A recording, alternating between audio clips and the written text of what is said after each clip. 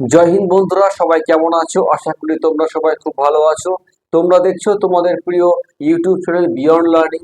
আজকে খুবই একটা ইন্টারেস্টিং বিষয় নিয়ে আমি তোমাদের সামনে এসেছি।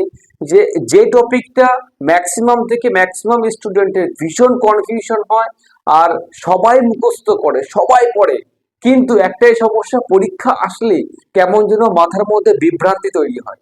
অপশন এ হবে নাকি অপশন বি হবে, নাকি সি হবে নাকি ডি হবে। এই কনফিউশনের চক্করে পড়ে সবাই নেগেটিভ খায়। কিন্তু এমন একটা টপিক, তুমিও পড়েছো, আমিও পড়েছি, বাকি সবাই পড়েছে। যারা যারা একটু সিরিয়াসলি এক্সাম দেয়, এই টপিকটা কেউই হাতছাড়া করে না। কারণ এখান থেকে প্রত্যেকবার যে কোনো পরীক্ষায় একটার একটা কোশ্চেন তোমার থাকে। সংখ্যা খুবই কম, কিন্তু মনে রাখা খুবই কঠিন। এই ধরনের টপিকগুলোর জন্য আমি তোমাদের জন্য স্পেশাল সিরিজ নিয়ে আসবো, যে কিভাবে খুবই সহজে, খুবই আনন্দের সঙ্গে, মজার ছলে তোমরা স্ট্র্যাটেজি আমার সাথে শিখবে। তার আগে তোমাদের একটা কাজ অবশ্যই করতে হবে, যে এই চ্যানেলটাকে সাবস্ক্রাইব করতে হবে এবং পাশে থাকা যে বেল আইকনটা আছে সেটাকে অবশ্যই করে প্রেস করে দিতে হবে। আর ভিডিওর আগে থেকেই বলছি, একটা লাইক করে দাও। সত্যি ভিডিওটা খুবই সুন্দর হতে চলেছে, ঠিক আছে? ওকে, ফার্স্ট দেখো, উত্তর থেকে দক্ষিণে বিভিন্ন গিরিপথ অর্থাৎ লাদাখ। দেখো আমি এখানে লাদাখ, হিমাচল প্রদেশ, সিকিম এবং অরুণাচল প্রদেশ, এই চারটে স্টেটে সব থেকে বেশি আমাদের গিরিপথগুলো আছে। গিরিপথ কথার অর্থ কি? পাহাড় কেটে প্রাকৃতিকভাবে বা মানুষ দ্বারা সৃষ্টি করা যেসব রাস্তাগুলো তৈরি করা হয় তাদেরকে আমি বলবো গিরিপথ। ঠিক আছে? অর্থাৎ পাহাড় কেটে যে রাস্তা তৈরি করা হয় তাকে বলবো আমরা গিরিপথ। এটা তোমার প্রাকৃতিক ভাবেও তৈরি হতে পারে বা মানুষ দ্বারা সৃষ্টি হতে পারে। ঠিক সেরকমই লাদাখের বেশ কয়েকটা গিরিপথ আছে যেগুলো এক্সামে বারবার করে আসে। একই রকম ভাবে হিমাচল প্রদেশেরও আছে, সিকিমেরও আছে এবং অরুণাচল প্রদেশেও আছে। ঠিক আছে? এইগুলো আমাদের ভীষণ পরিমাণে কনফিউশন হয়, কিন্তু আমি কথা দিচ্ছি কিন্তু আজকের এই ভিডিওটা যে সম্পূর্ণ দেখবে তার 1% কনফিউশন থাকবে না, এটা আমার গ্যারান্টি। তো ফার্স্টে দেখা যাক যে লাদাখের জন্য আমাদের কি সূত্র আছে। হ্যাঁ, আমি এটা সূত্রের মাধ্যমে তোমাদেরকে মনে রাখাবো। ঠিক আছে?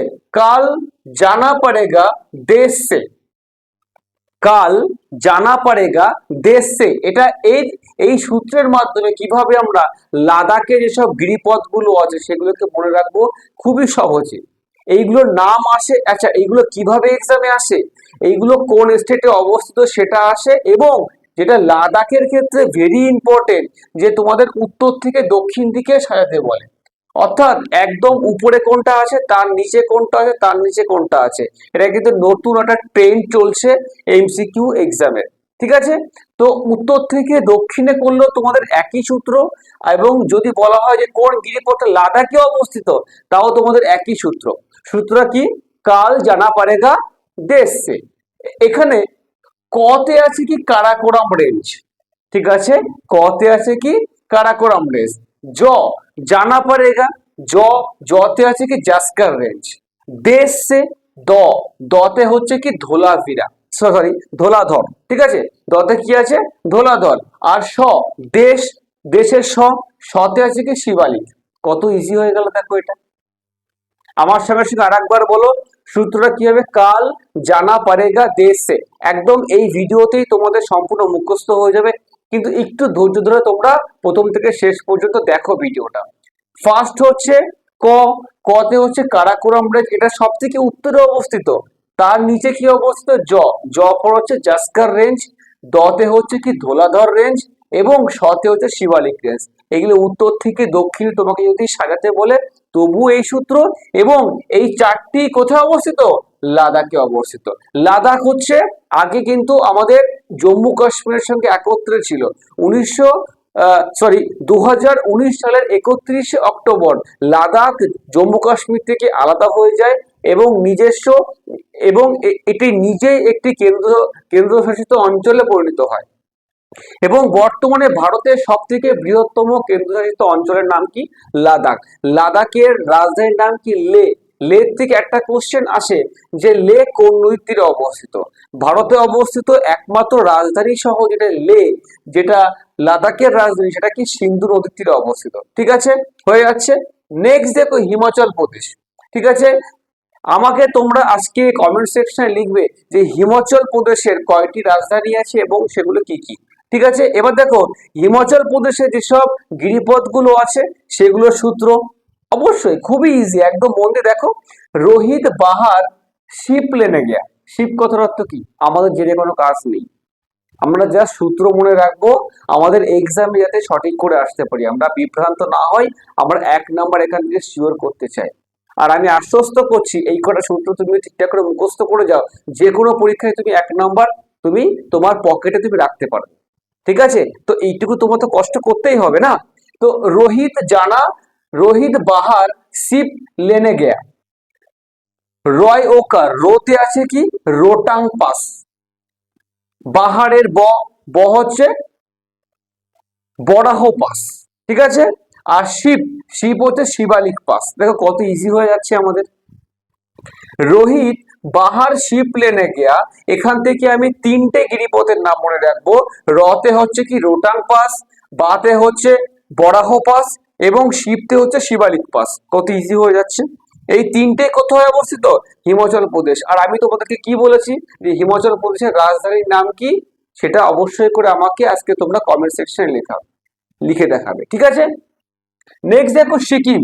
সিকিমের রাজধানীর নাম কি? গ্যাংটক। আমরা সবাই জানি খুবই সুন্দর জায়গা, আহ অবশ্যই তোমরা সবাই ঘুরতে যাবে। ঠিক আছে, এখানেও খুব সুন্দর একটা আমাদের সূত্র আছে, নাথুরাম সিকিম জেল গ্যা। নাথুরাম একজন ব্যক্তি যে সিকিমের একটা জেল আছে সেখানে গেছিল। এবার কে নাথুরাম, কি জন্য গেছিল, আমাদের কিচ্ছু দরকার নেই, আমাদের শুধুমাত্র নাম্বার দরকার এক্সামের ক্ষেত্রে, আর দ্বিতীয় কোনো আমাদের কনফিউশন থাকবে না। ঠিক আছে, তো সিকিমের সূত্র কি বললাম আমি? নাথুরাম সিকিম জেল গ্যা। এখান থেকে নাথুরাম থেকে আমি কি পাচ্ছি? নাথুলা পাস। মনে পড়ছে কি? হয়তো তোমার কোনো না কোনো এক্সাম এসে গেছে, তুমি হয়তো পারোনি, কিন্তু আজকের পর থেকে তুমি আর ভুলবে না। ঠিক আছে, নাথুরামের থেকে কি আসছে? নাথুলা পাস। ঠিক আছে, এবং Jelep La pass. Jail, jail Gaya, jail থেকে কি আছে? জেলেপলা পাস। তাহলে সিকিমে আমি দুটো পাচ্ছি, একটা হচ্ছে নাথুলা পাস, একটা কি জেলেপলা পাস। ভেরি গুড, এই তো মুখস্থ হয়ে যাচ্ছে। এবার দেখো একদম লাস্ট যেটা আছে অরুণাচল প্রদেশ, ভারতের একদম পূর্বতম স্টেট। ভারতের একদম পূর্বতম স্টেটের নাম কি? অরুণাচল প্রদেশ, যার আগের নাম কি ছিল? নিফা, NEFA, নিফা। নিফা কত অর্থ কি? North east frontier agency. অর্থাৎ অরুণাচল প্রদেশ গঠন হওয়ার আগে এটা আসামের উত্তর পূর্ব সাইডে যেহেতু অবস্থিত, সেই জন্য একে নর্থ ইস্ট ফ্রন্টিয়ার এজেন্সি বলা হতো। ঠিক আছে, এই সংক্ষেপে কি বলা হতো? নিফা। যখন 1976 সালে যখন অরুণাচল প্রদেশ গঠিত হলো, তার আগে পর্যন্ত নাম ছিল কিন্তু এটা নিফা। তাহলে এখন তোমাদেরকে বলতে হবে যে অরুণাচল প্রদেশের নাম, রাজধানীর নাম কি এবং ভারতের পূর্বতম বিন্দুর নাম কি। ঠিক আছে, আমি আজকে তোমাদের 3টে কোশ্চেন জিজ্ঞাসা করছি। একটা হচ্ছে হিমাচল প্রদেশের রাজধানী, দ্বিতীয় হচ্ছে অরুণাচল প্রদেশের রাজধানীর নাম কি এবং ভারতের পূর্বতম বিন্দুর নাম কি। ঠিক আছে, এবার দেখো এই অরুণাচল প্রদেশে যেসব গিরিপথ গুলো আছে সেইগুলো মনে রাখার জন্য খুবই একটা সিম্পল ট্রিক আছে আমাদের। কি? দীপু নে লিখা প্রেম পত্র। রোমান্টিক কিছু হবে অবশ্যই। দীপু নে লিখা প্রেম পত্র। ঠিক আছে, এখানে দেখো দীপু থেকে আসছে দীপুলেখ। ভেরি ভেরি ইম্পর্টেন্ট, অবশ্যই করে যে কোনো এক্সামের ক্ষেত্রে খুবই ইম্পর্টেন্ট। তারপরে লিখা, লিখা হচ্ছে লিখা পানি। Very very important, star mark দিয়ে রাখো যে লিখা পানি গিরিপথ কোন স্টেটে অবস্থিত। এটা হাজারো বার পরীক্ষায় এসে গেছে এবং আমি একদম শিওর আগামীতে যে কোনো এক্সামে তোমাদের ক্ষেত্রে আসতে পারে। বিশেষ করে SSC GD RPF, তারপরে তোমাদের যে কোনো পরীক্ষার ক্ষেত্রে খুবই ইম্পর্টেন্ট। ঠিক আছে, কোনো উল্লেখ করার দরকার নেই। তাহলে কি হচ্ছে? দীপুর থেকে এসে দীপুলেখ, লিখা, লিখার থেকে এসে লিখা পানি এবং প্রেম, প্রেম থেকে আসছে পাংসান পাস।